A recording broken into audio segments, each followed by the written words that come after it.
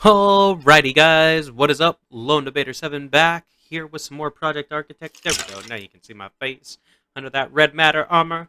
Oh yes, we've been on the grind. I've advanced our progress on this save quite substantially. So we've got a lot of new stuff. I've got refined storage setup, I've expanded our power flower, we've got pedestal, water flowing time, we've got emerald blocks, we've got RF tool dimensions, we've got elevators. Oh my goodness, there's so much, so little time. But in today's episode, specifically, we're going to take a look at building the Red Matter Morningstar. It takes a red matter hammer, a red matter pickaxe, and a red matter shovel, and 6 red matter themselves to build this bad mama. And the reason why we're building this is because I already have the guitar, which was one of our items to try to get for harvesting. And so, yeah, I want to get the other item, which is the Morningstar. The Morningstar has a base attack damage of 25, so it's a decent weapon. But then it combines a hammer, a pickaxe, and a shovel all into one great tool. So we can use that instead of the red matter pickaxe if we want. Usually I prefer the pickaxe as opposed to the Morningstar, just because when mining individual blocks, the Morningstar breaks them so fast that it's generally difficult to control. I'm just grabbing all the diamonds and dark matter I think I'm going to need in order to build all the requisite materials to build this Morningstar. So you need a fair amount of EMC. We'll take a look. I think it's 7 million is what the EMC value for the Morningstar is. I believe if you do some cheeky math, you can actually convert all the items in the red Morningstar, so like all the tools and the red matter cost less than the 7 million EMC that you'd be able to pull or put the tool into the table for. So like pulling the tool out of your table actually costs more than assembling the tool by hand, I believe. So by assembling this tool, we're going to add effectively like 2 or 3 million EMC to our table. You know, like assuming we throw it back into our table. Like I plan on using this. I have a red matter pick already built, so I'm just going to pull that out of the table as opposed to making it. But you use a red matter pick in this. It just takes dark matter pick with the dark matter and red matter to make this pickaxe. So not a big deal. I'm just going to take it out instead of building it. So basically, 3 dark matter, or 3 red matter, 1 dark matter will give you the red matter pick. So I shouldn't need any more dark matter. Yeah. So these 3 items right here will make that item. Okay. Hopefully that's clear enough. If not, just search red matter pickaxe, right, and look up the recipe for it. But red Morningstar, here we go. We need a red matter shovel. Oh, we do need more dark matter. I'm a fool. We need dark matter for the bottom of these dark to red matter tool upgrades. So if we click back in, red shovel, easy enough. Red matter hammer, easy enough. Now that one takes 2 dark matter, not a big deal. 1 extra. And all of these dark and red matter tools are fantastic in their own right. You don't actually have to build all the way up to the red Morningstar to benefit from using the ProjectE tools. Even just the lowly dark matter tools, which aren't lowly at all, are fantastic. They're unbreakable and have special effects and charge modes and all this cool stuff they can do. So yeah, red matter pick I'm going to keep on our hotbar, but we got this red Morningstar. Cool. So I've armored up and put on a couple of charms that help us take a little bit less damage, but I actually do need to go and defeat some enemies out in these dimensions. So I'm using RF Tools Dimensions. So this is an advanced charge porter from that mod. Is how we get back home once we teleport to a dimension. But I've got a Kleinstar Supply, so it's the second tier one. Fairly small, it holds 200,000 EMC, but that battery size lasts for days to run our Swift Wolf Rendering Gale, which is how I'm getting flight at the moment, and to run our Body Stone, or our Life Stone, which it's the one that does both the hunger and the health, is the one that I have. But I have a little dimension, so I've done enough dimensions. I've done the first dimension, found some dimlets. I found a thermal expansion ruby block dimlet in one of the structures in my starter dimension. And yeah, so I built a feature dimlet, a sphere feature dimlet, because it's pretty inexpensive, and this is the dimension that has ruby spheres in it. But let's show how this tool works. So putting it in standard mode, you right click, it breaks all of the blocks connecting, assuming it's a block that can be mined with a shovel or a pickaxe. Those are the effective tools. Then you can use the Morningstar, right-click to harvest it. Tall Shot does the effect of a shovel first. You might do something different on stone, but there's not stone in this dimension. The terrain's actually wool, cyan wool, if you could believe it. But there you go. This is long shot mode. So there's various mining modes if you want to make tunnels look different. The Morningstar is good for that. 25 base attack damage and everything. I generally use a red matter pick and a destruction catalyst as opposed to the red Morningstar. The red Morningstar is kind of a combination of the catalyst and the pickaxe in one. Plus, it has a better attack damage. Now, the catalyst, though, can poke into these little chambers. So I'm actually looking for these little blobbies. So if I turn on the effect on my ring, it'll push away all projectiles and mobs, so nothing can actually attack us at this point. So we're 100% safe, plus I have health regen. So it takes 2 hits with the Morningstar to kill that blob, right? Whereas with the guitar, if I use the special effects, Slay All mode, it'll insta-kill literally everything. Literally, like, I have yet to encounter a mob that doesn't immediately die from the special ability of the red guitar when it's set to Slay All mode. So just bear that in mind. Now, I could leave this untorched and let spawns, and let the little blobby, dimensional blob dudes spawn in, because I do need those pieces. They're used to build the various block dimlets and everything. I am going to make an episode dedicated to teaching you all about RF tools, dimensions, and how I use that to get EMC, because that is how I paid for all this red matter stuff that you see me using. It has all been done through the RF tools dimension mod. I mean, I used a little bit of a basic energy or a power flower that we showed setting up in the last episode, but like that generated enough for the watch flowing time in the pedestal. And once I got that set up, I dove straight into RF tools dimensions, and yeah, I got lucky. That dimension happened to have iron ore as the terrain, so there was wool. But then if you went down 2 layers of wool, it was iron ore down to void. So I was able to mine a full diamond backpack's worth of iron ore, and I've been slowly processing that into EMC. I believe I processed all of it because I slapped down a red matter furnace just to churn through the rest of it, but there was a lot. Like, I filled a full alchemical chest and still had more that I just threw out into void because at that point I was like, well, that's enough. But while I was exploring our starter dimension, I got the ruby blocks, and rubies are worth 2,048 per item, and you get multiple items per ore that you mine. So yeah, that dimension has netted me a ton of EMC, and it's really easy to gather. We'll maybe cover how to get EMC in a separate video, but yeah, I use this charge porter to teleport back. Not a big deal, not a big deal. But there we go. We got the red Morningstar built up. Just wanted to show that off. I also have a mob spawner upstairs. That's what all the various sounds and all that goodness are. But if we go back to the ruby world, which I just called it rubies because that's what's there, we can go over basically the way I get my EMC. I fly up to one of these spheres, which are built out of ruby ore from thermal expansion. Now I can do this with the Morningstar just to show you. If I right click on this, it will mine out a big old chunk of ruby ore. Now you stand on top of this, you can fill your backpack, and yeah, there you go. Now if you have the transmutation tablet like I do, you can just throw these rubies directly into the tablet as opposed to taking the backpack detour right here.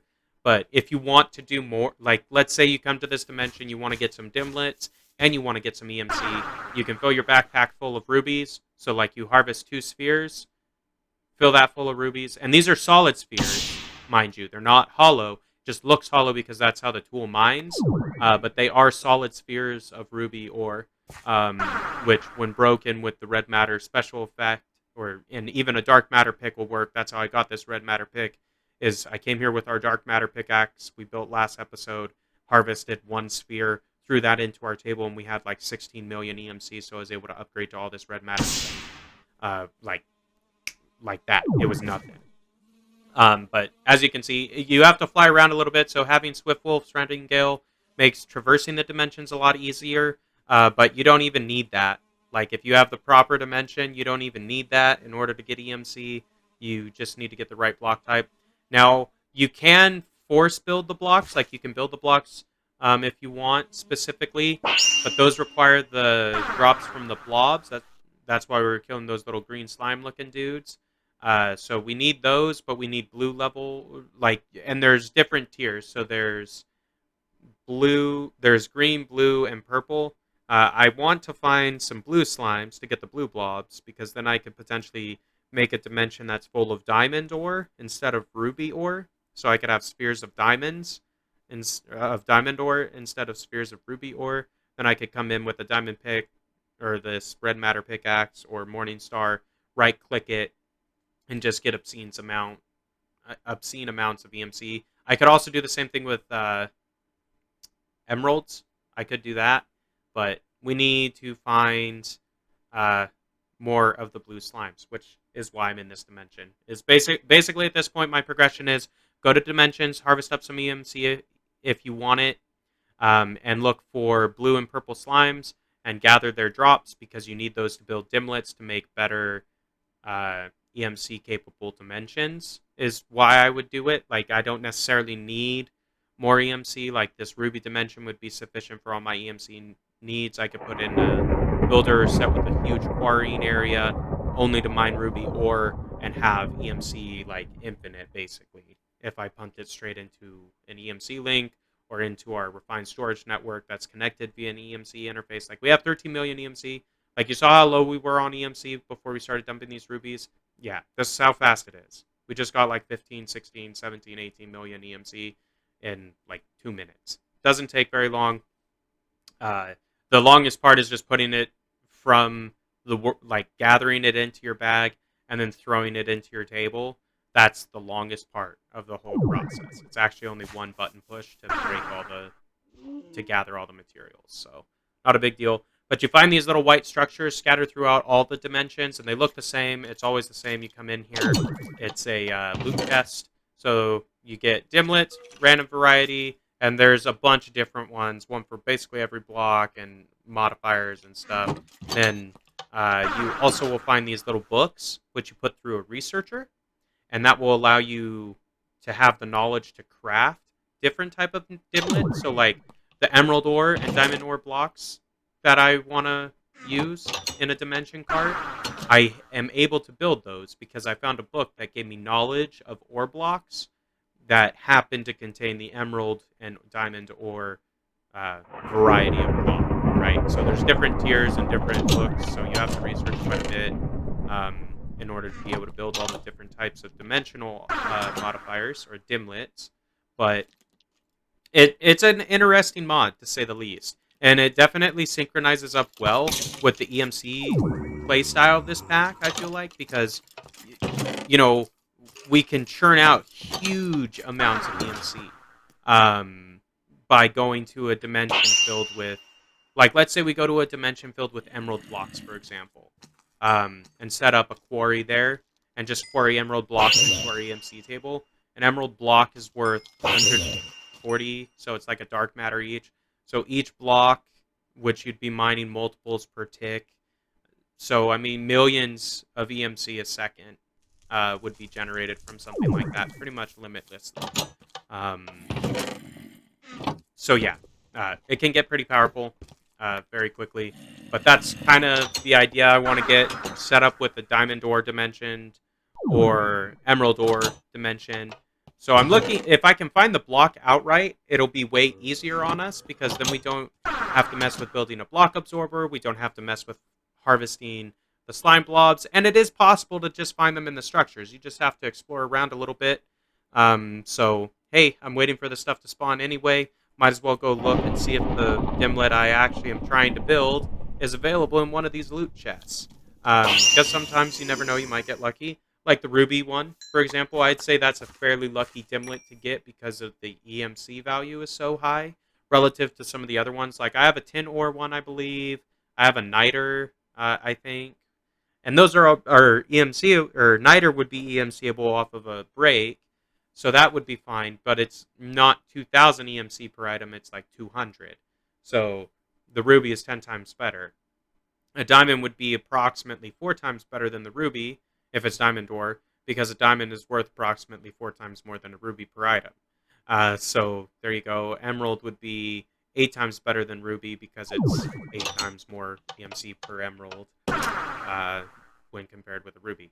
So you can scale up your EMC production by just building better dimensions. So it makes it a little bit different than just building a power flower. And you are going to a different area too. So like you can change what the biomes look like. You can spawn structures. There's a whole bunch of different stuff you can adjust using the RF Tools Dimension mod. So I plan on making a video kind of explaining how to get started and how to use it to get EMC stuff specifically. But if you want a guide covering specifically how to use that mod, just search on YouTube. There's several great options out there as far as like guides on, oh, this is why or what you can do with the mod long term. You know what I'm saying?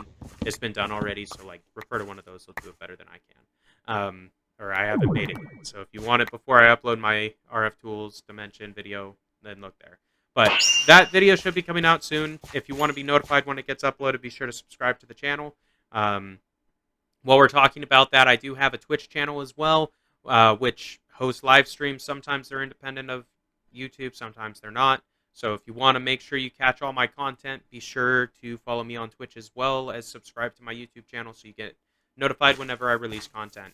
But yeah, that's basically the idea. I fly around these dimensions, gather some ruby, gather some dimlet, gather some knowledge books.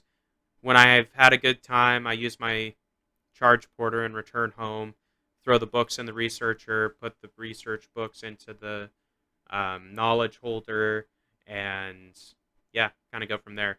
I'm planning out what I want to do next. Like, I want to do some builds. Like, we're going to do the RF Tools Dimension video next for sure. So next time we're going to talk specifically about how to use RF Tools Dimensions mod in order to generate large amounts of EMC in the Project Architect mod pack, because it is by far the best method I have come up with in generating large amounts of EMC relatively easily without doing, watch a flowing time stuff. So like RF Tools Dimensions is going to be multiplayer server compatible EMC generation because you can go into this dimension. It's not going to be a big deal if you mine a ton of blocks, right? No one's going to come here. They won't be able to go to your dimension unless you give them access to the dimlet or the dimension build. Like, you have to give them access to your dimension. So it's instant, so it won't generate a large amount of server lag. Like, assuming the server will run RF Tools Dimensions, this will be compatible EMC generation with multiplayer. Anyway, guys, as you can see, you get some pretty interesting stuff. So, like, look at all these spheres right here. And, I mean, the dimlet that I put in this was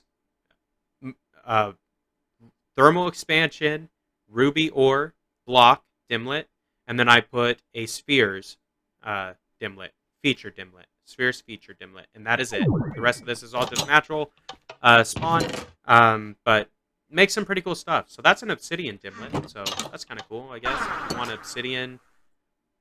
Because you can control like what biomes spawn and what the terrain generates to be, so like mountains or islands and stuff, so you can control a lot of different things with the dimension mod. But anyway, guys, I'm basically just looking for dimlets. I think we're probably gonna wrap it up here for today. We got more legendary knowledge, so 3 knowledge books. Oh, we got a feature, liquid spheres. That's actually a pretty good one. Assuming we have a decent liquid material dimlet. But anyway, guys, thanks for watching. Be sure to like the video if you enjoyed it, and leave me a comment down below what you want to see next. If you're new, subscribe to the channel so you get notified when new stuff gets uploaded. And yeah, this has been Lone Debater 7 playing Project Architect. And until next time, we will see ya.